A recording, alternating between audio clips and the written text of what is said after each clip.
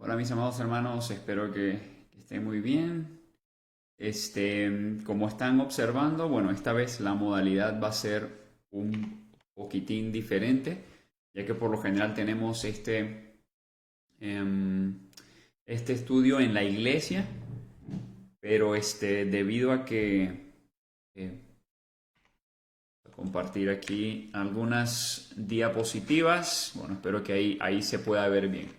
Bueno, en el estudio anterior nos quedamos aquí, en esta parte, en el capítulo 3. Algo que hay que mencionar es que el capítulo 1 y 2 es un bloque de juicio y bendición. Y si hay algo muy característico del libro de Miqueas es, si bien todos los libros proféticos nos van a hablar de juicio y bendición, Miqueas va a tener tres bloques de juicio y bendición. El primer bloque es capítulo 1 y capítulo 2. Nos dimos cuenta que al final hay referencia a una esperanza. Esa esperanza última es en Cristo. Capítulo 3 va a hablar de juicio y capítulo 4 y 5 nos va a hablar de esa esperanza también que tenemos futura y nos va a hacer mención en un pasaje que vamos a ver de Cristo. ¿Por qué? Porque hemos mencionado que la esperanza última está en Cristo y capítulos 6 y 7 es el último bloque de juicio y bendición. Son tres bloques de juicio y bendición. Y al final del capítulo 7 tenemos esta referencia a la bendición, de cómo Dios va a traer de regreso a su pueblo y los va a guiar, los va a cuidar. Entonces vamos a avanzar en las diapositivas. Antes quiero ver si alguien más se conectó. Bueno, si te estás conectando, porfa ahí saluda para saber quiénes nos están acompañando y recordar que cualquier duda estoy tratando de estar aquí atento del chat, ando aquí atento de todo, ¿no? De la transmisión de las diapositivas y del chat. Entonces vamos aquí a compartir las diapositivas y bueno, lo que vamos a ver en el capítulo 3 es el fracaso de los líderes. ¿Ok? Capítulo 1 y capítulo 2 vamos a ver que se menciona acerca del fracaso del pueblo. Capítulo 3 vamos a ver cómo Miqueas va a empezar a dar su mensaje de manera directa a los líderes, porque los líderes eran responsables del pueblo, eran los responsables de guiar al pueblo y por supuesto que no lo hicieron. Y si alguno de los que me acompañan eh, o de los que va a ver esta transmisión o este video en algún futuro, eh, si estás en una posición de liderazgo, tienes que entender de que Dios te va a pedir cuentas, no nos va a pedir cuentas de eso. La posición de liderazgo no es solamente un privilegio, sino también es una responsabilidad. Y vamos a darnos cuenta de que Dios va a ser muy fuerte en su mensaje a los líderes por haber descuidado al pueblo. Vemos aquí de que se va a hablar acerca de la corrupción de los líderes, de la explotación de los líderes. También vamos a ver de que se hace mención de falsa profecía. Habían falsos profetas, profetas que estaban hablando en contra de los profetas de Dios. Estaban los profetas de Dios y estaban los falsos profetas. Entonces los profetas de Dios estaban diciendo, arrepiéntanse, y los falsos profetas decían, no hay nada de qué arrepentirse. Los profetas de Dios decían, viene juicio, y los falsos profetas decían, no hay ningún juicio. Los profetas de Dios decían, vamos a ser presa de nuestros enemigos por nuestro pecado, y vamos a darnos cuenta de que los falsos profetas más bien decían, nosotros vamos a vencer a nuestros enemigos. Muy importante hacer mención de esto y vamos a darnos cuenta de que una vez más el mensaje profético va a empezar con esta mención a oíd. Esa es algo que nos ayuda a poder ver cómo el libro está dividido, ¿no? Por esa mención de oíd. Entonces, vamos a darnos cuenta que el discurso de juicio primero va a hablar acerca de los líderes civiles, versos 1 al 4. Y Miqueas va a decir de la siguiente manera. Dije ahora, príncipes de Jacob y jefes de la casa de Israel, ¿no concierne a vosotros saber lo que es justo? Y justamente por eso comentaba esto acerca de los líderes. Miqueas le va a decir a los líderes, ¿no concierne a vosotros saber lo que es justo? Por supuesto que le concierne a los líderes religiosos. Son los primeros responsables de lo que está ocurriendo en medio del pueblo. Por eso nos vamos a dar cuenta de que cuando hay líderes o reyes buenos, eso lo podemos ver en el libro de Primera y Segunda de Reyes, cuando hay reyes buenos, entonces va a haber un avivamiento. Cuando no hay reyes buenos, entonces el pueblo se va a perder, porque eran los responsables de que entonces el pueblo de Dios estuviera en la dirección correcta. Quiero ver aquí, Ruth, saludos Ruth, gracias por acompañarnos. Griselda Fuentes, qué bueno que nos acompañas, estamos aquí para servirte. Y Mati Rodríguez, Estercita, gracias Estercita por acompañarnos. Y bueno, cualquier cosa, ya saben que con confianza se puede preguntar. El pasaje continúa, vosotros que aborrecéis lo bueno. Y así está mejor. Bueno, Miqueas capítulo 3, versos 1 al 3. Entonces dice, no concierne a vosotros saber lo que es justo, vosotros que aborrecéis lo bueno y amáis lo malo, que le quitáis su piel y su carne de sobre los huesos, que coméis asimismo la carne de mi pueblo y les desolláis su piel de sobre ellos, y les quebrantáis los huesos y los rompéis como para el caldero y como carne en olla. Entonces aquí se pone un poquito más fuerte el asunto, ¿no? Vamos a darnos cuenta cómo Miqueas va a hablar de los líderes religiosos como personas que se están alimentando del pueblo como tal. Por eso utiliza este lenguaje cuando dice, vosotros aborrecéis lo bueno y amáis lo malo, que les quitáis su piel y su carne de sobre los huesos. Como una bestia cuando le quita su carne a la presa, que coméis asimismo la carne de mi pueblo y les desolláis su piel sobre ellos y les quebrantáis los huesos y los rompéis como para el caldero y como carne en olla, o sea, como alguien que está preparando su comida. Bueno, así están haciendo los líderes religiosos. Perdón, los líderes del pueblo, no solo los líderes religiosos, los líderes civiles estamos hablando ahorita. Los líderes civiles, la forma en la cual están tratando el pueblo, se están alimentando de ellos. Después vamos a ver de los profetas falsos que también mencionamos. Dice versos 5 al 6, así ha dicho Jehová acerca de los profetas que hacen errar a mi pueblo y claman paz cuando tienen algo que comer, y al que no les da de comer proclaman guerra contra él. Por tanto, de la profecía se os hará noche y oscuridad del adivinar, y sobre los profetas se pondrá el sol, y el día se entenebrecerá sobre ellos. Yo no sé si te parece un poco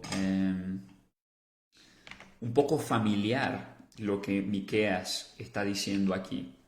¿Por qué digo que un poco familiar? Porque una de las cosas que va a decir aquí el profeta es que aquellas personas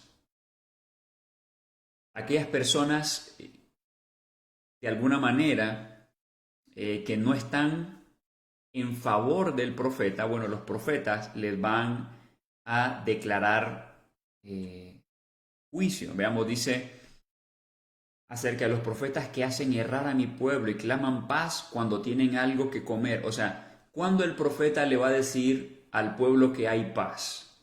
Cuando el pueblo les está dando de comer a los profetas. O sea, cuando el pueblo le está dando recursos, hoy en día, ¿qué podría ser? Dinero.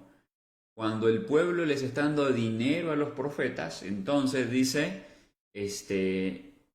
claman paz.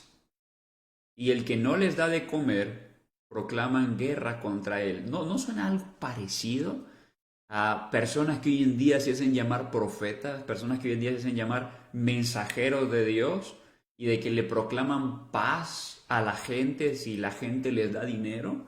Y si la gente no les da dinero, les proclaman de que no va a venir bendición a su vida, sino de que va a venir desastre a su vida, de que no son prosperados, que no son bendecidos, porque no les están dando el dinero. ¿No suena un poco familiar, un poco parecido?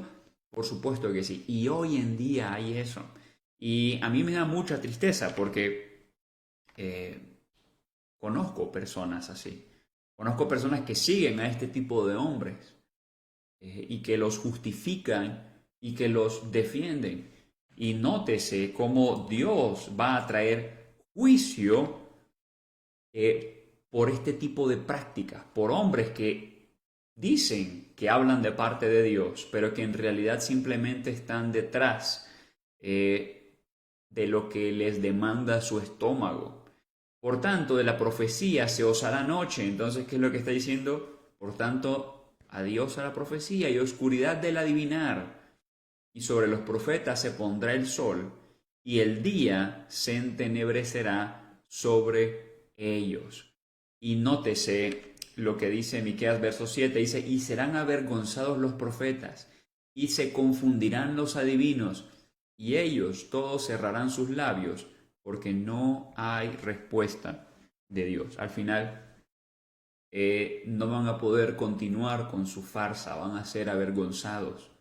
Se confundirán los adivinos y todos ellos cerrarán sus labios porque no hay respuesta de Dios, porque lo que ellos dicen que se va a realizar, no se realiza. Lo que ellos proclaman que va a suceder, no va a suceder.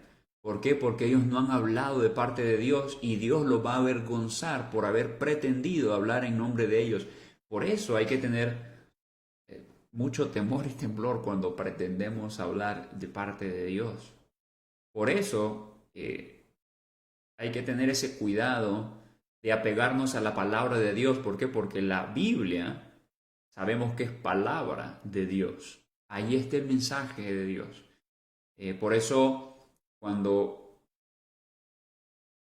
pretendemos decir que hay palabra de Dios es porque esta ha sido extraída de la Biblia, de la palabra de Dios, y no de ningún invento personal humano. Que sigue diciendo, veamos cómo Amós va a decir algo muy parecido a lo que está diciendo Miqueas. Dice, he aquí vienen días, dice Jehová el Señor, en los cuales enviaré hambre a la tierra. Y nótese qué tipo de hambre va a enviar el Señor. No hambre de pan, ni sed de agua, sino de oír la palabra de Jehová. La gente va a decir, queremos oír lo que Dios tiene para nosotros. O sea, dice el Señor, voy a traer esto. Sino de oír la palabra de Jehová, e irán errantes de mar a mar, y desde el norte hasta el oriente discurrirán buscando palabra de Jehová, y no la hallarán. Y Amós, ¿a quién le está predicando? Amós en el capítulo 8 le está predicando a Israel. Y recordemos que Miqueas le está predicando tanto a Israel como a Judá, y dice Miqueas, van a ser avergonzados los falsos profetas. Y el problema está en que en los libros proféticos también ya vimos de que los profetas le van a decir, el profeta que le dice al pueblo lo que quiere oír, ese es el profeta que el pueblo quiere. El profeta que le dice todo está bien. ¿Y qué es lo que dice Amós? Bueno, cuando quieran escuchar la palabra de Dios no la van a encontrar, porque no estaban buscando palabra de Dios antes. O sea, esto es un juicio. Como no estaban buscando palabra de Dios, cuando la quieran buscar, no la van a encontrar. Y el pueblo no quería oír palabra de Dios, sino quería escuchar palabra en su beneficio. Querían oír que el mensaje de Dios fuera, ustedes van a ser bendecidos. Y ese es el problema cuando vamos a Dios buscando nuestro beneficio personal. Entonces ahora sí, Amós dice, la palabra de Dios no la hallarán. Entonces, muy importante que tengamos eso en cuenta, porque hoy en día la gente va detrás de su propio beneficio. Y una vez más lo menciono, lo digo con pesar, porque tengo tengo algunos conocidos que tienen este proceder. Buscan la palabra de Dios más bien para conveniencia propia. Y posteriormente nos vamos a dar cuenta que va a haber un mensaje contra los líderes, profetas y sacerdotes. Versos 9 al 12 dice, oíd ahora esto, jefes de la casa de Jacob, o sea, jefes de la casa de Israel. Jacob representa a Israel en su totalidad. Y dice, y capitanes de la casa de Israel. Porque obviamente está hablando tanto del norte como el sur, y ahora de manera muy específica hablando del norte, capitanes de la casa de Israel, que abomináis el juicio y pervertís todo el derecho, que edificáis a Sión con sangre y a Jerusalén con injusticia. Y obviamente esto tiene mucha relación con lo que estábamos mencionando al principio de Miqueas, de cómo los líderes están alimentando el pueblo. A ver. Ok. Siguen bien las diapositivas. Solamente estaba checando porque ya ven que estaba dando problemas hace poquito. Pero ya ahorita quedó todo perfecto. Dice, sus jefes juzgan por cohecho. Okay, hay tranza en el juicio. Algo no muy diferente a lo que pasa en nuestros países. Latinoamericanos en general en el mundo, dice, y sus sacerdotes enseñan por precio. Nótese una vez más cómo esto de la charlatanería y de buscar el beneficio personal, el enriquecimiento por medio de la palabra de Dios, eso no es algo que surgió ahora, ¿ok? Eso no es algo característico de los grupos de evangelio de la prosperidad. Oye, existía. Entonces, no hay nada nuevo debajo del sol, esto ya existía. Dice, sus sacerdotes, los que estaban para ministrar en el templo, enseñan por precio. Y sus profetas adivinan por dinero. Al final, ¿qué es lo que estamos buscando? Su beneficio personal. Y se apoyan en Jehová diciendo, no está Jehová entre nosotros. ¿Por qué? Porque estaban los profetas de Dios, los verdaderos profetas, diciendo, pueblo, arrepiéntanse, va a venir juicio. Entonces, ¿qué decían los profetas? No, no, no, no, no. Por supuesto que no va a venir juicio. ¿Que acaso no está Jehová entre nosotros? No vendrá mal, o sea, esta es una afirmación, no va a venir el mal sobre nosotros. Por tanto, a causa de vosotros, Sión, o sea, la tierra de Dios, monte de Dios, será arado como campo. Entonces ahora tenemos esta imagen de agricultura. El pueblo va a ser arado, como cuando se ara la tierra como campo, y Jerusalén vendrá a ser montones de ruinas. Notemos cómo está hablando al norte y cómo está hablando al sur. Habla de Israel y habla de Jerusalén, que Jerusalén estaba al sur, Judá.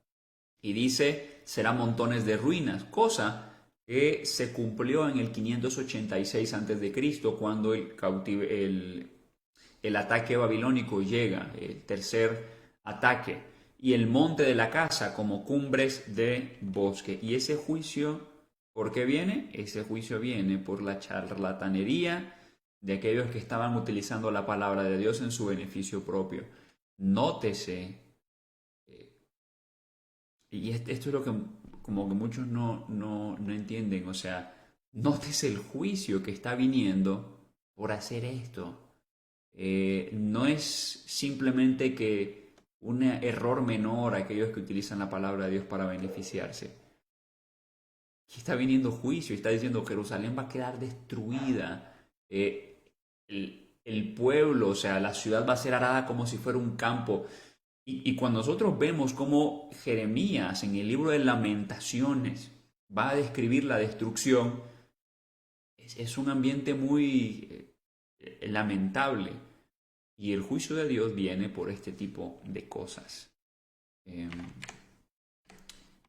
Pero como hay juicio, también hay bendición y va a haber futura liberación. Y esa futura liberación va a ser dada por Dios. Entonces el Mesías vendrá como rey y pastor. Entonces, esto lo mencionamos en el estudio del viernes pasado. ¿Qué es lo que está diciendo Miqueas? Los líderes no cuidaron al pueblo. Podríamos decir que los líderes no pastorearon al pueblo. Y de hecho vamos a ver en los libros proféticos que Dios va a hablar de los líderes diciendo a los pastores de Israel y de Judá. Y esto lo vamos a ver en especial en Ezequiel. Pero nótese que el Mesías, hay una promesa de que el Mesías vendrá y él, o sea, lo que no hicieron los líderes, Cristo lo va a hacer. Por eso no hay que poner los ojos en ningún hombre, sino solamente en Cristo, porque solamente Cristo es el buen pastor. Por eso es que Jesucristo va a decir, Yo soy el buen pastor. Porque ¿qué estaban haciendo los líderes religiosos del tiempo de Jesús? No estaban guiando al pueblo. Y por eso no tenemos que poner la vista en ningún líder, sino solamente en Cristo, porque solamente Él es el buen pastor. Y vamos a ver de que habrá obediencia y justicia por mano del Mesías. Entonces, Miqueas capítulo 4, versos 9 y 10 dice: ahora, ¿por qué gritas tanto? ¿No hay rey en ti? Pereció tu consejero que te ha tomado dolor como de mujer de parto. Está hablando del dolor por el juicio.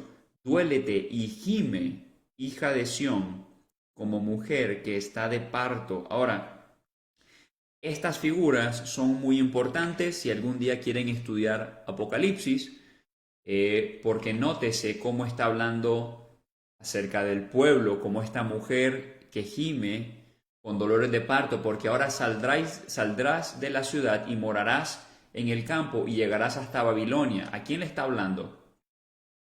Al pueblo que va a ser tomado y llevado a Babilonia. Esto se lo está diciendo a Judá. Allí serás librada, allí te redimirá Jehová de la mano de tus enemigos. Entonces, estas imágenes van a ser utilizadas también en Apocalipsis para transmitir conceptos semejantes a los que estamos viendo aquí. En este contexto está hablando del pueblo de Dios, de Judá. Dice: duélete y gime, hija de Sión. La que va a gemir con dolores de parto es Sión, bueno, Judá, como mujer que está de parto, porque ahora saldrás de la ciudad. Entonces, ¿por qué va a gemir como con dolores de parto? Por el juicio que viene. Y por el juicio que viene va a ser llevada a Babilonia. ¿Por qué? Porque Dios les dijo desde antes que entraran a la tierra prometida, desde mucho antes: si tú haces mal, si tú eres idólatra, entonces vas a ser tomada por idólatras para que estés en sus tierras adorando a sus dioses. Ese iba a ser el juicio. Y nótese cómo iba a haber un remanente, una parte del pueblo que iba a ser tomado, llevado a Babilonia, pero Dios los iba a preservar ahí. ¿Y a quién encontramos ahí? Encontramos a Ezequiel, encontramos a Daniel, dos hombres dando testimonio en Babilonia. Y eso lo vamos a ver a medida que avancemos en los libros proféticos. Dice: allá serás librada. De allí te redimirá Jehová de la mano de tus enemigos. ¿Por qué? Porque Dios los va a volver a sacar de allí. Entonces hay esperanza, hay juicio, pero esto no va a durar para siempre. Ahora, recordemos esto porque estamos diciendo de que sí, hay juicio, pero este juicio no va a durar para siempre. Y recordemos que Miqueas significa quien como Jehová. ¿Por qué? Porque el libro termina con una pregunta: ¿quién como Jehová? Y vamos a ver qué es lo que dice, porque aquí la esperanza es que Dios va a volver a tomar a su pueblo, lo va a redimir. Dice: rodéate ahora de muros, hija de guerreros. Nos han sitiado, con vara herirán en la mejilla al juez de Israel. Está hablando de cómo van a herir al rey. Recordemos de que los jueces guiaban a los pueblos. Sigue hablando de líderes. Y aquí hay una mención a la esperanza futura. Y esto incluso apunta al Señor Jesucristo. Dice: pero tú, Belén, Efrata, pequeña para estar entre las familias de Judá. ¿Por qué? Porque Belén era una ciudad muy pequeña. En realidad no era ni principal ni nada de eso. De ti me saldrá el que será Señor en Israel. Entonces aquí hay una promesa de esperanza. Y esa promesa es: recordemos de que Dios le dijo a David de que él iba a tener un descendiente que se iba a sentar en el trono para siempre, eternamente.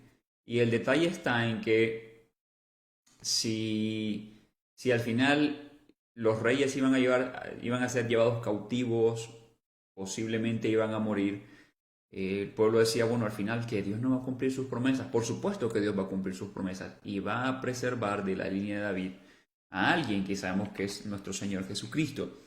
Pequeña para estar entre las familias de Judá, de ti me saldrá el que será Señor en Israel, porque ¿quién es el Señor del pueblo de Dios? Es nuestro Señor Cristo Jesús. Y sus salidas son desde el principio, desde los días de la eternidad. Y esto es muy importante, porque esto nos muestra la eternidad de aquel que iba a venir como un Mesías. Por eso el Mesías no podía ser un hombre común y corriente. Nosotros sabemos de que el Mesías, Cristo, era Dios, porque en el principio era el Verbo, y el Verbo era con Dios, y el Verbo era Dios. Dice desde los días de la eternidad.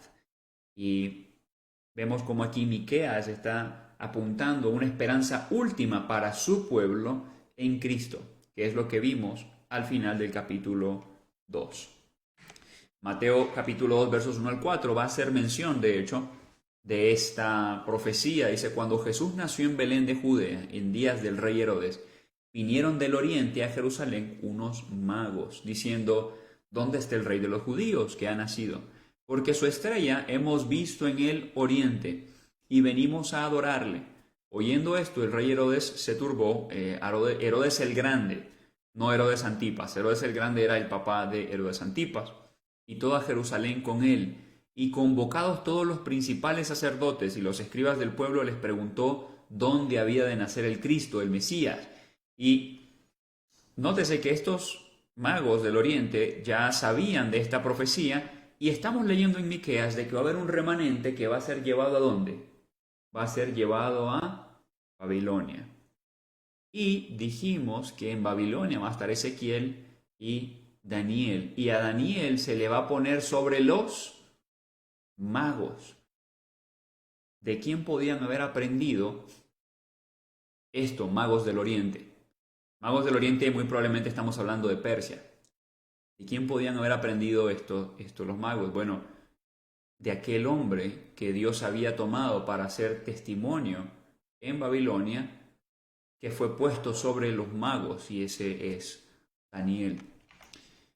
Por eso vamos a ver de que incluso la palabra de Dios quedó ahí como testimonio en Babilonia, a tal punto que cuando nuestro Señor nace hay hombres que vienen buscando a aquel que es el verdadero rey. O sea, un pueblo gentil está buscando al rey que despreciaron los judíos. Y ellos le dijeron: en Belén de Judea, porque así está escrito por el profeta. Y tú, Belén, de la tierra de Judá, no eres la más pequeña entre los príncipes de Judá, porque de ti saldrá un guiador que apacentará a mi pueblo Israel. Eso es lo que dice Miqueas 5, del 3 al 4. Pero los dejará hasta el tiempo que dé a luz la que ha de dar a luz, y el resto de sus hermanos se volverá con los hijos de Israel, y él estará y apacentará con poder de Jehová, con grandeza del nombre de Jehová su Dios, y morarán seguros, porque ahora será engrandecido hasta los fines de la tierra. ¿Y quién es el que va a apacentar a su pueblo? Cristo Jesús. Por eso Jesucristo dice: yo soy el buen pastor. Y lo dice también por lo que dice Ezequiel.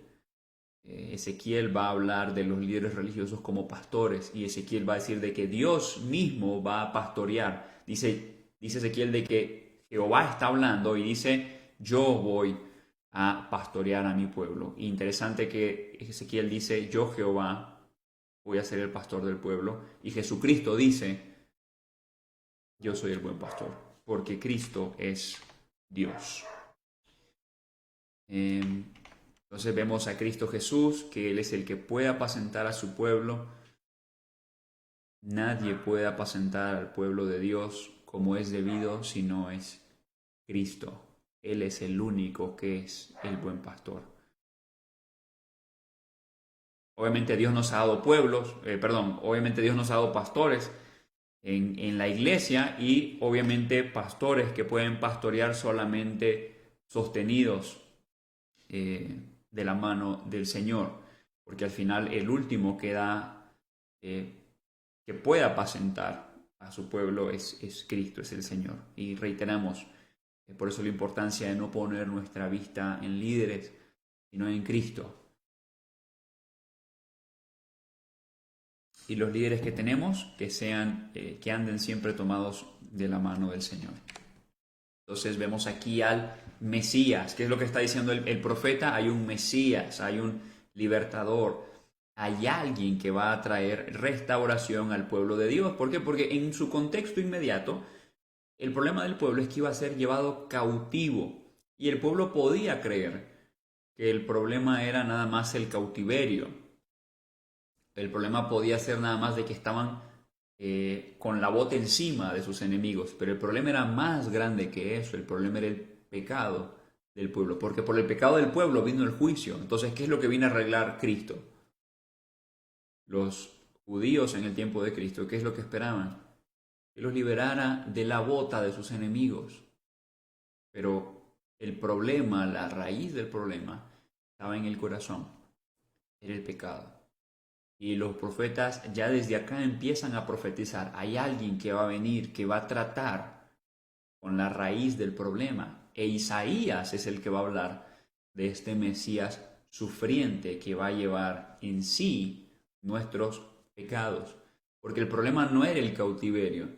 El cautiverio fue una consecuencia del verdadero problema. El verdadero problema era el pecado en los corazones del pueblo. La labor de pastor involucraba mucho la alimentación del rebaño, además del cuidado de los enemigos, o sea, de que el líder tenía que cuidar al pueblo de los enemigos. ¿Qué podría ser un enemigo? Un falso profeta. Los líderes tenían que cuidar que no hubieran falsos profetas, por ejemplo. Esta profecía se cumple en la persona de Cristo, aquel que es el único que es capaz de alimentar y cuidar al rebaño. Es Cristo el que sustenta a su iglesia. Juan 6 del 27 al 29, en Juan capítulo 6 vamos a darnos cuenta, estoy tratando de vincular lo que estamos viendo aquí, que lo veamos con Cristo y cómo los autores del Nuevo Testamento entendieron estas cosas a la luz de Cristo. Los autores del Nuevo Testamento. Dice, trabajad no por la comida que perece, sino por la comida que a vida eterna permanece, la cual el Hijo del Hombre os dará, porque a éste señaló Dios el Padre. Entonces le dijeron, ¿qué debemos hacer para poner en práctica las obras de Dios? Respondió Jesús y les dijo, esta es la obra de Dios, que creáis en el que Él ha enviado. El contexto de Juan capítulo 6 es el siguiente. Si nosotros leemos Juan, capítulos anteriores del capítulo 6, nos vamos a dar cuenta que el Señor había hecho una multiplicación del alimento. Y cuando el pueblo vio que Jesucristo podía multiplicar el alimento, nos va a decir el Evangelio, los Evangelios, porque no solamente Juan habla acerca de esta multiplicación, que el pueblo le quería coronar como rey. Ahora, ¿por qué le quería coronar como rey? Porque les daba de comer. Y por eso Jesucristo les va a decir, trabajad no por la comida que perece, sino por la comida que a vida eterna permanece. Jesucristo va a hablar de él posteriormente, versículos posteriores a esto, hablar él, Jesucristo, como el pan que descendió del cielo. Él es el verdadero sustento. Él es el único que puede satisfacer la necesidad de su pueblo, y la necesidad de su pueblo es más allá que la necesidad de pan. Por eso dice, la cual el Hijo del Hombre os dará, porque este señaló Dios el Padre, la comida que a vida eterna permanece. ¿Y cuál es esa? Que creáis en aquel que Dios ha enviado, que creamos en Cristo, y Él es el que va a poder sustentar lo que su pueblo verdaderamente necesita. Él es el buen pastor. Y este mensaje a muchos no les gusta. Ciertamente las personas de su tiempo hubieran preferido de que el Señor les siguiera dando pan, porque eso era lo que querían. Pero cuando Jesucristo dijo que Él era el pan que descendió del cielo y que había que comer su carne y beber su sangre, que esto hace referencia al sacrificio que Él iba a hacer en nuestro lugar, dice, desde entonces muchos de sus discípulos volvieron atrás y ya no andaban con Él. Dijo entonces Jesús a los 12, ¿queréis acaso iros también vosotros? Le respondió Simón Pedro. Jesucristo le dice a los discípulos, ¿quieren irse también? Le respondió Simón Pedro, Señor, ¿a quién iremos? Tú tienes palabras de vida eterna, y nosotros hemos creído y conocemos que tú eres el Cristo, el Hijo del Dios viviente. Reconocemos de que Solamente tú tienes palabras de vida eterna, solamente tú tienes lo que el hombre necesita. Y después de que se da esta esperanza, hay una futura esperanza de liberación del cautiverio, pero una futura liberación de aquello que verdaderamente tiene cautivo, esclavizado al hombre. Israel se estaba yendo cautivo, iban a ser esclavos, o por lo menos iban a estar dominados por otros. Hay una esperanza de ser libres de la esclavitud del pecado, de aquello que verdaderamente es el problema. Posteriormente se vuelve a hablar de juicio, simplemente para que se observe un poco, espero que se vea en la transmisión. Este es el primer bloque, juicio y bendición. Este es el segundo bloque, aquí lo hemos dividido en 5, pero podría dividirse en 3 bloques. Juicio y bendición, y aquí vamos a tener otro bloque que es juicio y bendición. Perdonen la mano que no va tan derecho. Pero bueno, así van a estar los bloques. Y aquí, ¿qué es lo que vamos a encontrar? Explicación del fracaso. Va a hablar ahora Miqueas de un tema muy importante y es de la adoración superficial que había en medio del pueblo. Recordatorio de las bondades de Dios. Dios va a ser un recordatorio de cómo Él fue fiel. Y cómo, a pesar de que Dios fue fiel, de entre su pueblo no hubo ni un solo justo. No sé si hay preguntas. Saludos saludos a Cheli que nos está acompañando. Gracias por acompañarnos, Cheli. Recuerden que si hay alguna duda ahí, estamos para responderlas. Igual, terminando la transmisión, hay algo que me quedó pendiente responder, entonces igual lo voy a decir, pero al final. Entonces vamos a ver cómo el mensaje profético continúa en Miqueas y bueno, ahora Dios les va a confrontar con la adoración superficial del pueblo. Y por supuesto de que este mensaje empieza una vez más con estas palabras, oíd. ¿Okay? Este oíd nos ayuda a entender de que hay un anunciamiento de parte de Dios. Dice, no avanzó diapositivas. A ver. Según yo, ahí estamos. Lo veo en la transmisión, espero que se vea. Espero que se vea bien. Cualquier cosa me dicen. Becky, saludos también, gracias por acompañarnos. Y continuamos. Miqueas capítulo 6 dice, oíd ahora lo que dice Jehová, levántate, contiende contra los montes. Ahora, en este tercer mensaje de juicio nos vamos a dar cuenta de que ahora Dios va a llamar a la creación para que sea testigo. ¿Ok? Estamos como en un tribunal. Hay un juez, hay un acusado y Dios, que es el juez, y el que está defendiendo su propia causa, o sea, el juicio contra Israel, está llamando un testigo. ¿Okay? Imaginémonos que es una escena de un tribunal, de un juicio. El juez, Dios es el juez justo que también está levantando su acusación contra su pueblo, Israel, y Dios llama un testigo. El testigo va a servir para enfatizar cómo Israel ha fallado. Dice, oíd ahora lo que dice Jehová, levántate, contiende contra los montes y oigan los collados tu voz. Oíd montes y fuertes cimientos de la tierra, el pleito de Jehová, o sea, lo que Dios tiene contra su pueblo. Porque Jehová tiene pleito con su pueblo, dice Miqueas, y altercará con Israel. Entonces hay un juicio y Dios está trayendo a su pueblo y la creación va a ser testigo en este juicio. Pueblo mío, dice Dios. Ahora, nótese cómo a pesar de que el pueblo ha fallado, Dios va a seguir hablando de esta manera amorosa con su pueblo. Dice, pueblo mío, ¿qué te he hecho? ¿En qué te he molestado? Responde contra mí, porque yo te hice subir de la tierra de Egipto, y de la casa de servidumbre te redimí, y envié delante de ti a Moisés, a Aarón y a María. Ahora, Dios va a decir, el pueblo no se puede quejar de mí. Yo los saqué de la esclavitud, yo los liberé. No eran nadie, no eran nada, y yo los tomé, los liberé de la tierra de Egipto. Les está recordando cómo Dios los había rescatado de una casa de servidumbre, eran puros siervos, no tenían el poder que llegaron a tener. Ese poder que llegaron a tener lo podemos observar en David y especialmente en Salomón.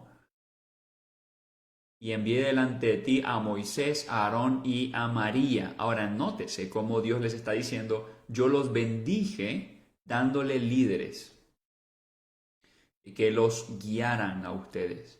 Por eso nos vamos a dar cuenta también de que en Efesios capítulo 4 se va a hablar de los líderes como algo dado por Dios para la edificación de su cuerpo, que es la iglesia.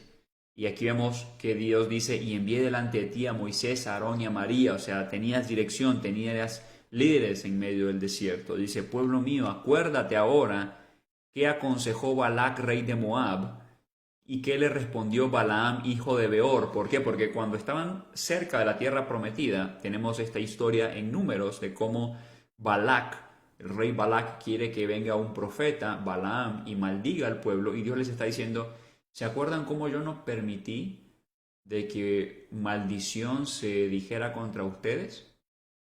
¿Cómo mi amor por ustedes fue tal de que yo no permití que nadie viniera a estar deseando o profiriendo mal contra ustedes a ese punto? ¿Y qué les respondió Balaam, hijo de Beor? O sea, cuando sus enemigos les estaban intentando hacer mal, más bien ustedes recibieron bien y fueron bendecidos desde Sittim hasta Gilgal, para que conozcas la justicia de Jehová.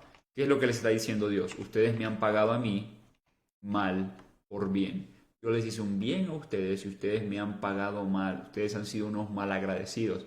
Esto no es la primera vez que Dios hace eso. Vamos a darnos cuenta que en muchas ocasiones, cuando Dios va a amonestar a su pueblo, una de las cosas que hace Dios es recordarles. Recuerden todo lo que yo hice por ustedes. Y ok, esto es otro mensaje de juicio, como vamos a encontrar muchos mensajes de juicio en los libros proféticos, pero nótese lo que hace Dios. Dios les recuerda cómo Él ha sido fiel. Y si hay algo que debemos recordar siempre, es la fidelidad de Dios. Si hay algo que debemos meditar constantemente, es cómo Dios ha sido fiel con nosotros. Porque el detalle está en que cuando nosotros pecamos, nosotros estamos haciendo esto mismo que hizo el pueblo de Israel. Y Dios puede decirnos, ¿te acuerdas cómo estabas antes de creer en mí? ¿Cómo estabas destituido de la gloria de Dios y aún hasta podrías dar un testimonio de cómo era tu vida antes de Cristo? ¿Te acuerdas? Y puedes recordar en qué fue lo que yo hice por ti, cómo te saqué del lodo cenagoso y ahora me pagas con esto. Y Dios trae a la creación para que sea testigo. Mi pueblo me ha pagado mal por bien. ¿Con qué me presentaré ante Jehová y adoraré al Dios Altísimo? O sea, es una pregunta que Dios lanza al pueblo. O sea, ¿qué es lo que Dios espera? ¿Con qué me presentaré ante Jehová y adoraré al Dios Altísimo? Porque este pueblo le ha pagado mal al Dios que les hizo bien. Dice, me presentaré ante Él con holocaustos, con becerros de un año. ¿Se agradará Jehová de millares de carneros o de 10,000 arroyos de aceite? O sea, ¿qué es lo que está hablando aquí Dios? Dios está haciendo referencia a los sacrificios. Eso lo podemos encontrar en Levítico. En Levítico habían ciertas indicaciones de sacrificios que se podían usar para adorar a Dios. Y Dios le está diciendo, ¿se van a presentar a mí con eso, con holocaustos, con becerros de un año? ¿Se agradará Jehová de millares de carneros? O sea, ¿se va a agradar Dios en que estén degollando y matando animales o de 10,000 arroyos de aceite? ¿Daré mi primogénito por mi rebelión, el fruto de mis entrañas por el pecado de mi alma? Oh hombre, dice, Él te ha declarado lo que es bueno. O sea, tú ya sabes lo que es bueno. Tú ya sabes lo que Dios demanda de su pueblo. ¿Y qué pide Jehová de ti? solamente hacer justicia y amar misericordia y humillarte ante tu Dios. Y a lo mejor aquí podríamos hablar de, bueno, ¿tú crees que por dar tu ofrenda, ya con eso ya las cosas están bien entre tú y Dios? No, porque Él quiere justicia, que amemos la misericordia y que vivamos humillados delante de nuestro Dios, humillados en arrepentimiento, reconociendo quiénes somos delante de Él. Eso es lo que Él verdaderamente pide y eso es lo que el pueblo no había hecho. Porque ¿cuál era el cinismo? Ah, ok, pequé, pues no hay problema, manda ahí un animalito para que lo maten, ¿no? Y ya con eso ya mi pecado, ¿no? Bueno, hice esto malo, bueno, hagamos esto como para resarcirlo, ¿no? Un poco es como se maneja en ciertos grupos, que no voy a mencionar, donde podríamos hablar de, bueno, pecaste, da esto, ¿no? Una tipo indulgencia, como para que tu pecado sea borrado. Y por supuesto que no. Y la verdad, lo único que puede quitar nuestro pecado es la justicia de Cristo. Y luego Dios demanda de que sus hijos anden en justicia, reflejando el carácter de Él. Y capítulo 7 dice, ay de mí, porque estoy como cuando han recogido los frutos del verano, como cuando han rebuscado después de la vendimia y no queda racimo para comer. Mi alma deseó los primeros frutos. ¿Qué es esto del rebusco? Como cuando han rebuscado. Una de las cosas que había en la ley de Israel era de que en los campos que se cultivaba, había una ley como para proteger a los pobres. Entonces los que tenían tierras tenían que trabajarlas, tenían que cosecharlas y cuando cosechaban, bueno, cuando ya segaban el fruto, no podían segarlo todo. Los líderes de parcelas de tierra tenían que dejar cierta cantidad de fruto en sus parcelas que no recogieran. ¿Por qué? Para que si había un pobre en Israel y tuviera hambre, pudiera llegar a arrancar los frutos y aunque sea poder comer algo, para que no hubiera absolutamente nadie que se muriera de hambre. Entonces, después del rebusco, está haciendo referencia, después de que al campo llegaron aquellas personas que tenían hambre para buscar. Entonces, después del rebusco, ¿qué fruto hay? Pues nada. Entonces dice, ay de mí porque estoy como cuando han recogido los frutos del verano, como cuando han rebuscado después de la vendimia y no queda racimo para comer, o sea, no hay nada, no hay fruto. Mi alma deseó los primeros frutos. Faltó, dice Dios, o sea, no hubo fruto, eso fue lo que Dios buscó en medio de su pueblo y eso fue lo que no encontró. Faltó el misericordioso de la tierra y ninguno hay recto entre los hombres. Ahora, nos damos cuenta cómo Romanos capítulo 3 dice esto mismo, dice, como está escrito, no hay justo ni aún uno. ¿Y qué fue lo que Dios encontró cuando buscó fruto en su pueblo? Ninguno hay recto entre los hombres, ni siquiera uno. Todos acechan por sangre, cada cual arma red a su hermano, cada quien busca lo suyo propio. Para completar la maldad con sus manos, el príncipe demanda y el juez juzga por recompensa. Una vez más, nada ajeno a nuestro contexto. Jueces juzgando por recompensa, algo no muy diferente a lo que vemos hoy en día en algunos lugares, donde si quieres que el fallo quede a tu favor, entonces, bueno, hay que mocharse con el juez. Y el grande habla el antojo de su alma y lo confirman. ¿Estamos viviendo cosas diferentes? No. No hay nada nuevo debajo del sol. Y vemos cómo estas cosas se dan en nuestra sociedad. Y lo triste es cuando nos enteramos que estas cosas pasan dentro de la iglesia, que es columna y baluarte de la verdad. Y vemos cómo aquí se menciona que Dios buscó fruto y no encontró. Y que tengamos ese temor de que cuando Dios vea a su iglesia, vea fruto, vea que hay misericordia, que hay justo juicio. Y al final ya de Miqueas, ya terminando Miqueas, ahora sí, vemos el perdón de Dios y Dios va a perdonar los pecados de su pueblo. Entonces, recordemos, ¿qué dijimos que significa Miqueas? Miqueas es ¿quién como Jehová? ¿Quién como Yahweh? Entonces, Dios está trayendo a juicio a su pueblo y está diciendo, por estas cosas viene el juicio, por estas cosas viene el juicio, por estas cosas viene el juicio. Que la creación sea testigo de que yo te pagué bien y tú me devolviste mal.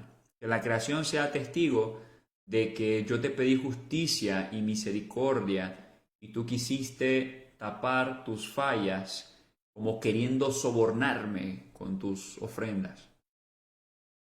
Y algo fantástico de Dios es que a pesar de que no merecemos nada, porque, Dios está trayendo a juicio a su pueblo. ¿Cuál es el veredicto? Culpable. ¿Qué es lo que merece el pueblo? Juicio. Y a pesar de que el pueblo merece juicio, ¿qué es lo que Dios les va a dar? Les va a dar gracia, les va a dar perdón, les va a dar misericordia. Notemos cómo los libros proféticos están apuntando a Cristo. Miqueas dice, ¿qué Dios como tú, que perdona la maldad y olvida el pecado del remanente de su heredad? No retuvo para siempre su enojo porque se deleita en misericordia. ¿En qué se deleita Dios? En hacer misericordia. Dios se ha deleitado en rescatarnos a nosotros, aunque no lo merecíamos, aunque no éramos muy diferentes a lo que Miqueas está diciendo del pueblo. Él volverá a tener misericordia de nosotros, sepultará nuestras iniquidades. Notemos cómo está hablando de quitar el pecado y echará en lo profundo del mar todos nuestros pecados. ¿A dónde lo va a llevar? Lo va a llevar lejos. Dios va a limpiar a su pueblo. A pesar de que su pueblo es culpable, Él se va a deleitar en mostrar misericordia, en mostrar gracia, favor inmerecido, a como Dios se ha deleitado en mostrarnos a nosotros su misericordia y su favor inmerecido a pesar de que no lo merecíamos. Dice, cumplirás la verdad a Jacob, está hablando de Israel, y a Abraham la misericordia que juraste a nuestros padres desde tiempos antiguos. Dios va a cumplir su palabra que juró a Jacob. Y dice el libro de Romanos que nosotros como iglesia hemos sido injertados y hemos venido a participar de las promesas y por eso nosotros también tenemos limpieza y redención de pecados solamente en la persona de Cristo. Entonces Miqueas se escribe para presentar los cargos de Dios contra el pueblo de Israel. Vimos de que aquí hay una imagen como de juicio. Dios contra su pueblo y de Israel y sus dirigentes por el pecado y la injusticia. Entonces vamos a ver de que hay un juicio contra los líderes del pueblo, líderes civiles, líderes religiosos. Dice, y para hacerles saber lo que Dios esperaba de su pueblo, que era justicia, misericordia y humildad delante de Él. Y de hecho, este domingo en la predicación de Mateo, una de las cosas que hablamos fue acerca de cómo el Señor va, en Mateo capítulo 21, le dice a los líderes religiosos que el reino iba a ser quitado de ellos porque no dieron fruto. Y aquí Miqueas va a hablar de cómo Dios fue y no encontró fruto en el pueblo, pero que a pesar de eso iba a mostrar su gracia y su misericordia. Dios no esperaba religiosidad, porque eso es lo que había. O sea, sí habían sacrificios de animales. En Amós vamos a ver de que habían algunos que estaban en relativa prosperidad y por esa prosperidad también podían dar muchos sacrificios.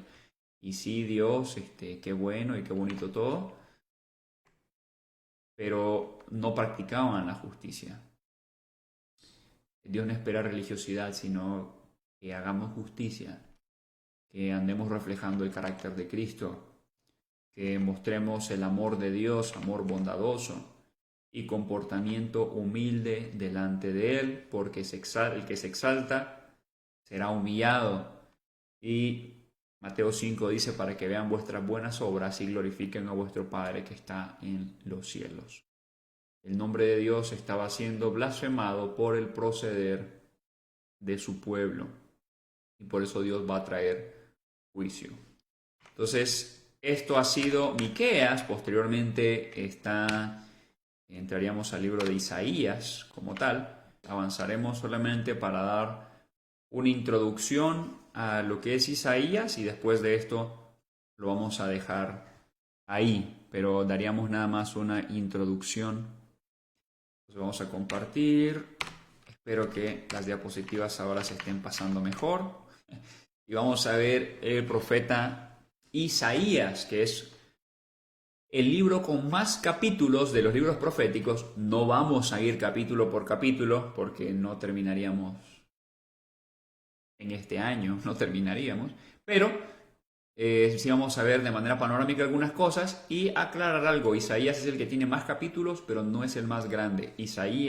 Jeremías es el más grande. Tiene menos capítulos, pero más palabras. Dato curioso, ¿no? Nada más. Entonces vamos a ver, Isaías significa el Señor salva. Eso es lo que Isaías va a significar. Hay una relación entre el nombre de Isaías y lo que Dios va a hacer en tiempos de Isaías. Vimos en Miqueas que Miqueas significa quien como Yahweh, quien como Jehová, quien como Dios. Y al final de Miqueas, ¿qué dice? Quien como Jehová, que perdona la maldad, perdona el pecado del remanente de su heredad. Entonces, ¿quién es como Dios, que a pesar de que su pueblo es culpable, Él decide hacer misericordia y se deleita en hacer esa misericordia? Y ahora vamos a ver a Isaías. Y Isaías, vamos a darnos cuenta que significa el Señor salva. El Señor salva. Entonces, déjenme, busco algo aquí que necesito.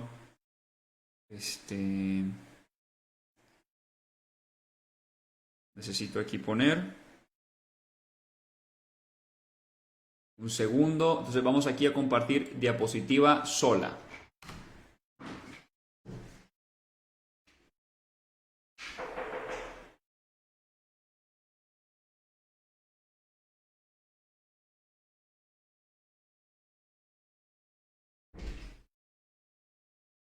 Vamos a poner diapositiva sola, esperamos que ahí se escuche bien. Y bueno, fecha aproximada del libro entre el 740 y el 680 antes de Cristo aproximadamente. Recordemos de que las fechas son aproximadas. Vamos a darnos cuenta en el capítulo 8, verso 3, de que se casa con una profetisa. Esta profetisa, este matrimonio con la profetisa va a servir también para el mensaje que Dios va a darle al pueblo por medio de Isaías. Sus hijos van a ser una señal, van a representar una señal.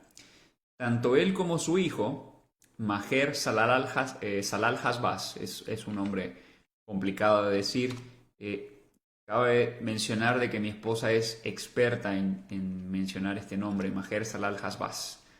Lo sabe de memoria. Yo leyéndolo me cuesta, pero Maher Salal-Hasbaz, tanto él como su hijo Maher Salal-Hasbaz serán por señales a Israel, como en el caso de Oseas.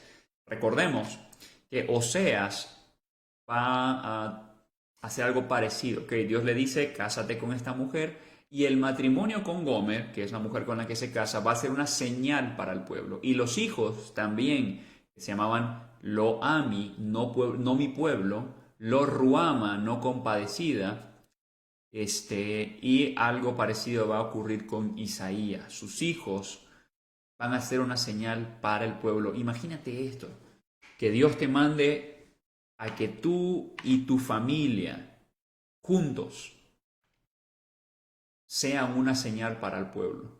Sus nombres son una señal para tu ciudad, para tu pueblo. Sus nombres todo el tiempo les recuerda al pueblo de que Dios va a traer juicio sobre el pueblo. O sea, es algo fuerte lo que Dios les está llamando a hacer. El contenido no solo va a ser profético, sino también historiográfico, al relatar eventos de los reyes. Esto va a suceder cuando lleguemos al del capítulo 36 al 39. Hay un paréntesis histórico. Y el libro de Isaías hará un especial énfasis en la santidad. Esto lo vemos en el capítulo 6. ¿Por qué? En el capítulo 6, ¿qué es lo que vamos a encontrar? Una visión de la santidad de Dios, que hay seres espirituales que están en el trono diciendo santo, santo, santo, que es una forma de decir santísimo.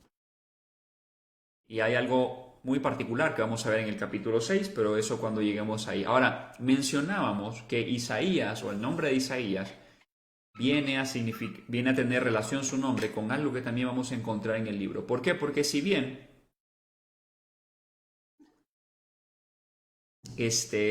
Isaías va a hacer mucho énfasis en la santidad de Dios, no solamente va a hacer un énfasis en la santidad de Dios, sino que Dios es el único que puede salvar. Un tema pilar en el libro va a ser la confianza en Dios. Una de las cosas que nos vamos a dar cuenta es que Judá, que es a quien principalmente le va a hablar Isaías, no va a confiar en Dios, sino que va a confiar en el hombre. Por eso, al principio del libro, estoy anticipando porque es una introducción contextual. Al inicio del libro vamos a encontrar a este rey, Acaz, en el capítulo 7, donde también vamos a encontrar un versículo que se utiliza para apuntar a Cristo, pero que Isaías está hablando de Acaz, que Acaz va a confiar en Egipto, no va a confiar en Dios. Y al final de la primera división de Isaías, que la primera división termina capítulo 39, más bien vamos a ver un rey, Ezequías, que él sí va a confiar en Dios. Entonces, el libro empieza con alguien que no confía en Dios, Acaz, y va a terminar con alguien que sí confía en Dios, Ezequías. Y Acaz lo va a librar, pero por la misericordia de Dios. Y al final vamos a ver un rey que sí confía en Dios y cómo Dios protege a Israel. Aunque las probabilidades, humanamente hablando, estaban en contra de Judá. Y es interesante que Jeremías también le predica a Judá, y Jeremías es el que dice, maldito el hombre que confía en el hombre, reforzando esto que había dicho Isaías, o este tema que había desarrollado también Isaías. Entonces, aquí seguimos. Celia y Beth Rosales, saludos, gracias por acompañarnos. Seguimos avanzando. Y su mensaje va a ser confía en el Santo de Israel, que es lo que estábamos mencionando. Confía en el Santo de Israel. Va a hablar de la santidad de Dios y va a hablar de la confianza en Dios y no en el hombre. Por eso Jeremías también va a decir, maldito el hombre que confía en el hombre. Ese es el contexto de ese versículo que es tan utilizado, por cierto.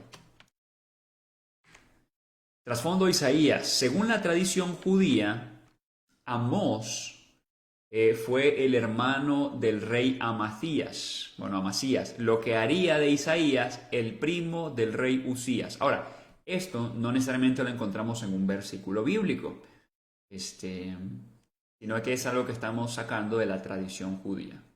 Entonces, como ya mencionamos, Isaías era probablemente el primo de Usías, el rey Usías. Esto explicaría por qué a Isaías se le ve tan involucrado en la corte. Nosotros vamos a darnos cuenta en el libro de Isaías de que él va y habla con los reyes. Que hay que recordar que a los reyes no se les podía ir así por así, eran reyes. Pero esta tradición nos ayuda a entender por qué Isaías podía hablar de manera tan directa con los reyes. Y esto es algo que hablábamos o mencionábamos en Miqueas. ¿Por qué? Porque Isaías es posiblemente el primo del rey Usías, o está emparentado con los reyes de Judá. Entonces, Isaías tiene, podríamos decir, o algunos dirían, tiene rango, ¿no? Puede ir con el rey de manera directa. Era el primo de los reyes. Pero en el libro de Jeremías leímos, cuando empezamos a leer Miqueas, de que el rey Ezequías, que es un rey al cual Isaías también le profetiza y que probablemente Isaías estaba emparentado con él, o sea, tenía relación cercana, si es que Isaías ciertamente fue familiar de los reyes, a quien Dios va a escuchar, a quien Ezequías va a escuchar es a Miqueas. Y cómo, aunque Miqueas no tenía esa cercanía o no tenía relación con la realeza, Dios lo utiliza poderosamente para que los reyes se arrepientan. Y por supuesto que también el mensaje de Isaías es poderoso y va a utilizarlo Dios para que reyes también reciban la palabra de Dios. Entonces, este es un bosquejo, voy a compartir aquí. Obviamente a lo mejor no se podrá apreciar tan bien tanta información que hay ahí, pero estamos aquí en Miqueas simplemente para que nos hagamos una idea. E Isaías es contemporáneo a Miqueas y va a profetizar desde Jotam, desde el rey Jotam hasta Ezequías, que como ya mencionamos, Ezequías lo vamos a encontrar en los capítulos 36 al 39 en un paréntesis histórico. Entonces vamos a darnos cuenta que el ministerio de Isaías es un ministerio ciertamente muy largo. Y las divisiones de este libro, las divisiones principales, son del capítulo 1 al capítulo 39, como ya hemos mencionado. Se va a hablar de la condenación del pecado por Dios, o sea, Dios va a condenar el pecado, por eso va a haber un énfasis en la santidad y la justicia. El juicio de Judá va a venir por su idolatría, su inmoralidad, y el llamado de Isaías, va a haber un llamado de Isaías, se va a hablar acerca de la venida del Mesías, del día del Señor, que es un concepto que habla del juicio de Dios para el pueblo de Dios en este contexto inmediato, pero que nos apunta a un juicio de Dios último. ¿Okay? Un día el Señor va a volver. El día del Señor, Él va a volver y Él va a hacer juicio, Él va a hacer justo juicio sobre sus enemigos, sobre los pueblos que han pecado. Y por este mismo tipo de cosas que estamos viendo en los libros proféticos, Dios va a hacer juicio. Cristo va a venir a hacer juicio. Y Ezequías y Asiria es una de las cosas que vamos a encontrar en el libro también, por supuesto. Segunda división del 40 al 66. Y después que hemos visto una acusación contra el pecado de Judá, su idolatría, su inmoralidad, su falta de confianza en el Señor, entonces va a venir un mensaje de consuelo, igualmente largo, ¿no? Porque son 39 capítulos de juicio, y aquí vamos a encontrar muchas naciones a las cuales Dios va a juzgar en el libro de Isaías. Y luego posteriormente va a hablar acerca del consuelo, que hay juicio, pero Dios va a consolar a su pueblo. Dios va a restaurar a su pueblo. Y en Isaías se va a hablar de cielos nuevos y tierra nueva, que como creyentes es también nuestra esperanza. Dios conforta, Dios como soberano, vamos a encontrar aquí en esta parte. De hecho, capítulo 40 es un capítulo precioso de Isaías para hablar acerca de la soberanía de Dios, y probablemente nos detengamos ahí un poco. Vamos a ver a Dios como creador y gobernador, también lo encontramos mucho de esto en Isaías 40. Los sufrimientos del Mesías siervo, Isaías 53, es un pasaje súper conocido de cómo el Mesías va a sufrir y va a llevar en él los pecados de su pueblo. Nosotros hemos venido a ser pueblo de Dios y Cristo ha llevado en él nuestros pecados. El reino milenial, y se va a hablar acerca del reinado del Mesías. Otra forma de dividirlo el libro es juicio a Judá, del capítulo 1 al 12. Va a hablarse de otras naciones también.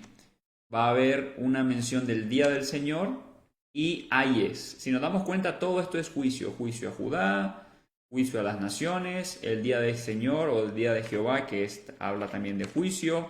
Los ayes, que es juicio. Y un paréntesis histórico que ya mencionamos, que es con Ezequías, y cómo al final esta primera parte termina con un rey que sí confía en el Señor. Y posteriormente vamos a ver el consuelo de Dios en la salvación. Primera parte, se hace un énfasis muy fuerte en la majestad de Dios.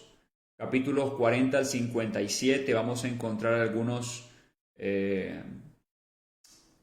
podríamos decir poemas, salmos del siervo sufriente que es Cristo y el siervo victorioso. Y del 58 al 66, esperanza última, cielos nuevos y tierra nueva, una renovación que Dios va a hacer. Argumento para la unidad de Isaías. Y bueno, esto ya tiene que ver un poco con algunos argumentos que hay en cuanto a que Isaías es un solo libro, porque algunos hablan de que Isaías está dividido en primera Isaías, segunda Isaías, tercera Isaías. Hoy es un tema un poquito más técnico. Pero bueno, esa ha sido la introducción. Creo que aquí lo vamos a dejar en cuanto a la introducción. Rosy, pues sí vi que vio ahí la respuesta. Gracias, Rosy, por acompañarnos. Y bueno, esto probablemente lo mencionemos un poquito rápido, ya cuando veamos la continuación de Isaías. Y aquí nos vamos a detener un poco por el tamaño del libro, aunque aún así lo vamos a ver de manera muy, muy panorámica, la verdad, muy panorámica. Amantísimo Dios y Padre Celestial, te damos infinitas gracias, Señor, por la oportunidad que nos das de, aunque sea en línea, pero poder seguir estudiando tu palabra, Señor.